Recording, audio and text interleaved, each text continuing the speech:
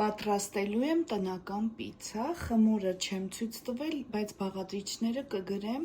ես շատ ունեմ իմ ալիքում պատրաստված պիցցա, նույն խմորով եմ պատրաստել, դրա համար նորից չուզեցա ցույց տայի, հիմա խմորի վրա տարածում ենք թթվասերը և տոմատի մածուկը իրար հետ խառնած։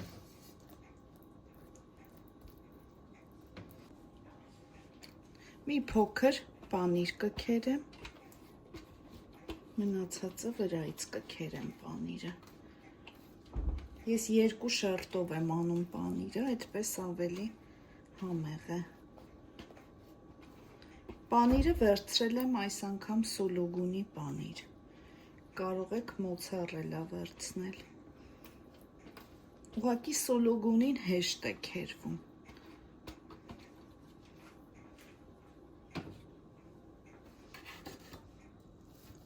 Հիմա մանրացնում եմ խոզապուխտը և տարածում խմորի վրա։ Նորից լավ պանիր եմ քերելու այսպես վրայից։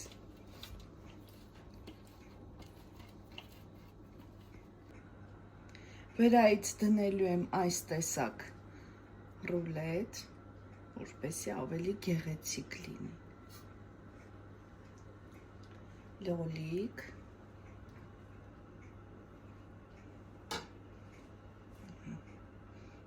Եթե սիրում եք, կարող եք մանր անել լոլիկները,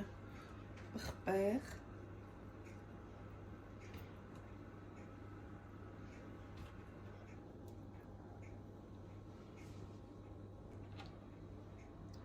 Եվ ձիթապտուղ,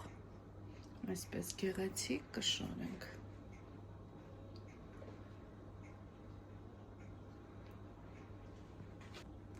Վրայից էլ օրեգանո այսպես կցանենք, ջեռոցը նախօրոք միացրեք, մաքսիմումի տակ ենք եփվելու, մոտ 10 րոպեից պատրաստ կլինի։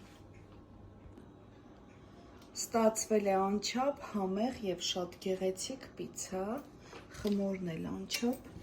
փափուկ, տեսեք ինչքան փափուկ է ստացվել։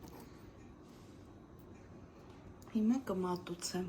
այսքանը, բարի ախորժակ, ցտեսություն։